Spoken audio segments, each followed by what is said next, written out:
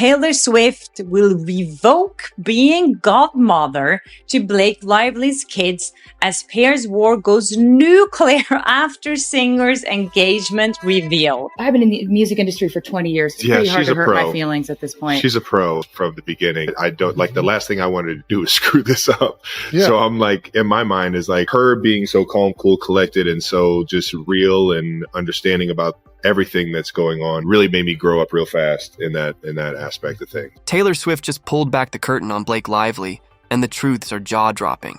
Blake isn't juggling careers, she's juggling masks. 1 minute, fumbling through depositions, the next, crying about smear campaigns with zero receipts. Meanwhile, Taylor didn't need to say a word. Her silence exposed everything.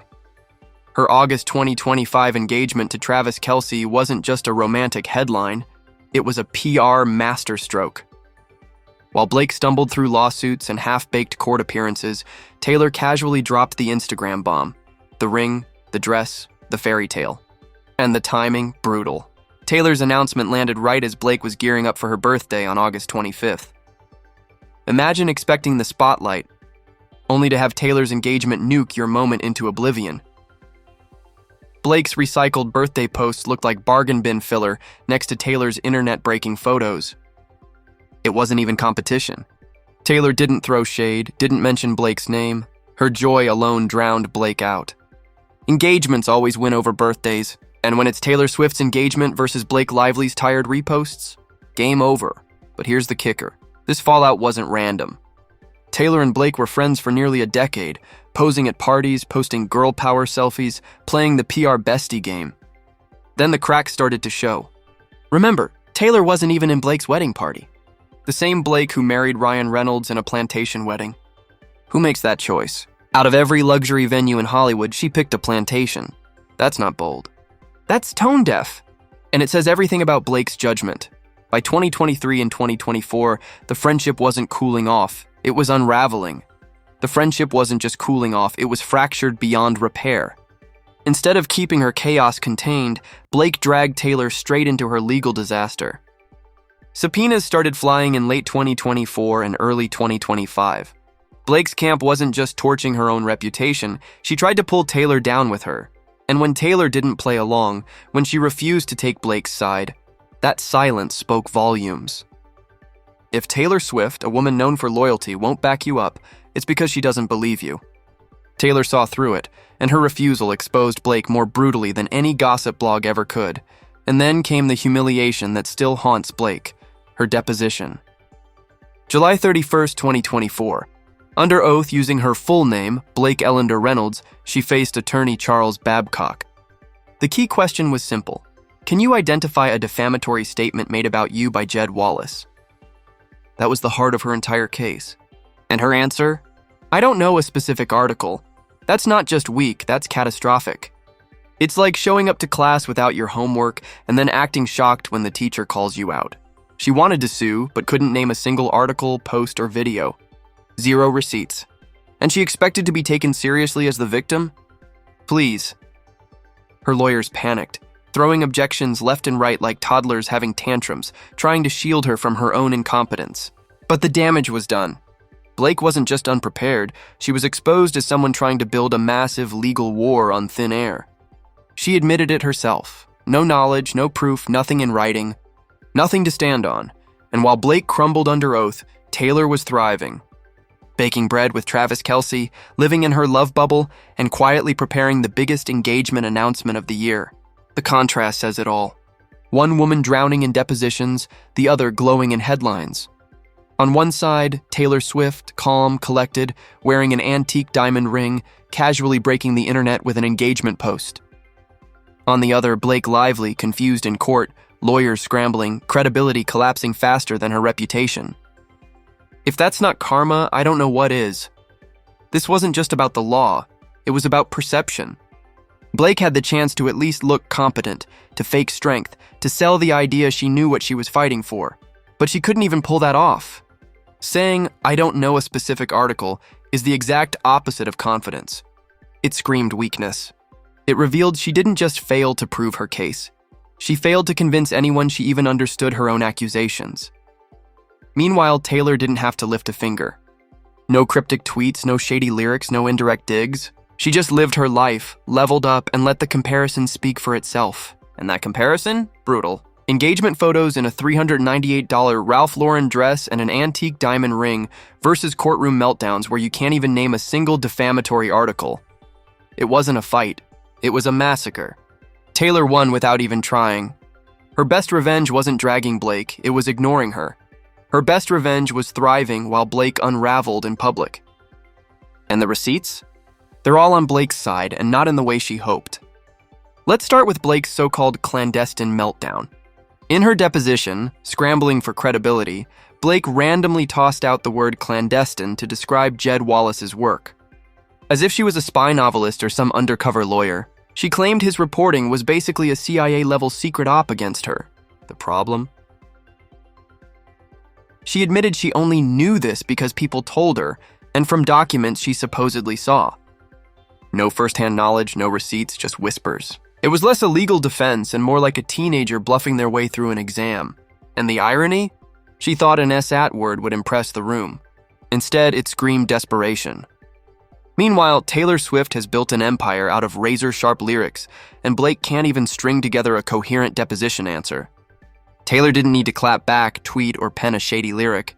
She just let Blake collapse under oath, her silence cutting deeper than any statement ever could. And then came the Godmother bombshell. Remember when Taylor immortalized the names James, Inez, and Betty on her 2020 folklore album? That was once a symbol of their bond. Now insiders say Taylor is preparing to step away from being their godmother altogether. Why? Because Blake torched the friendship so badly, even family-level ties feel like liabilities. Sources claim Taylor is considering making it formal, through a mutual friend or even legal notice, just to draw a permanent line. Blake, of course, tried to spin the narrative, suddenly announcing Taylor wouldn't be invited to her 38th birthday. Please. That's like getting dumped and then bragging it was your idea. If Taylor Swift, queen of loyalty, reputation, and standing by friends, won't back you, that says everything about your credibility. And while that circus unfolded, fans started pulling numbers on Blake and Ryan's social media. The results? Brutal. Blake's engagement hovers between 0.1% and 0.5%, Ryan's is just as bad, and 75-95% of their followers are inactive or fake. Taylor, meanwhile, pulls millions of likes per post, sitting at 3.5% engagement, 20 times higher than Ryan. Translation: Blake's clout is smoke and mirrors. Taylor's is reality, and then came the "it ends with us" embarrassment. Blake couldn't even get her own movie timeline straight. Filming started in May 2023 in New Jersey, shut down in June because of the writer's strike, then resumed in January 2024. The film premiered on August 6, 2024, and released nationwide 3 days later. Simple. Clear. Yet Blake fumbled her own involvement. She admitted she wasn't across principal photography.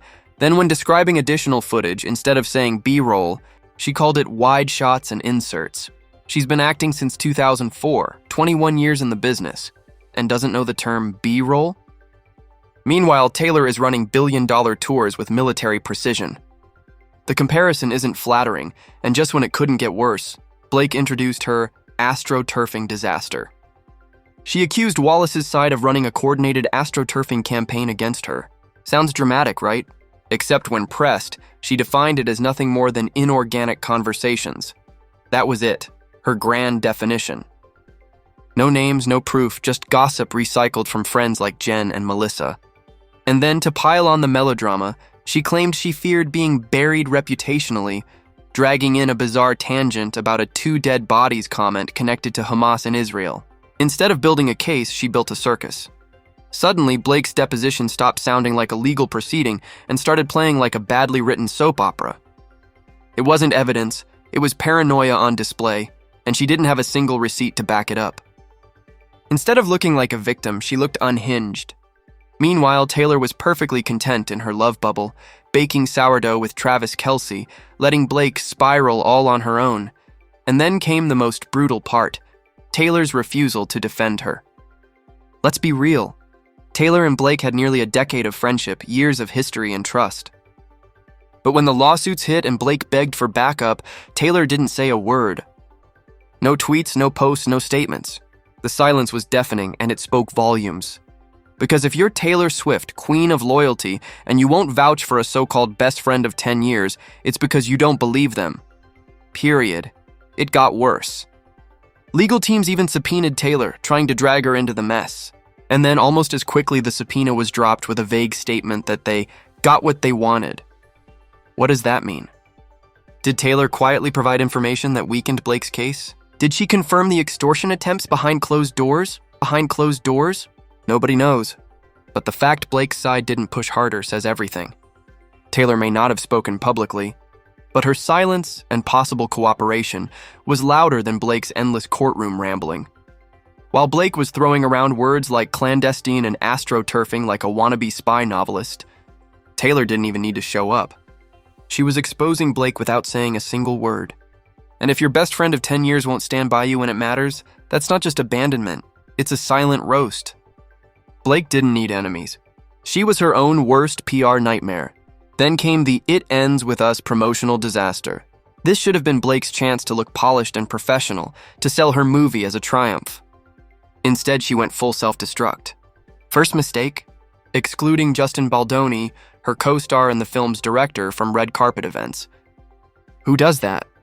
The press didn't need a tip-off. They saw the tension instantly. Headlines exploded, painting Blake as the problem. Negative coverage poured in like a flood, and Blake was front and center in every headline. And just when things couldn't get more humiliating, Ryan Reynolds jumped in. Out of nowhere, he bragged that he wrote the rooftop scene in the movie. Why? What was the point of that?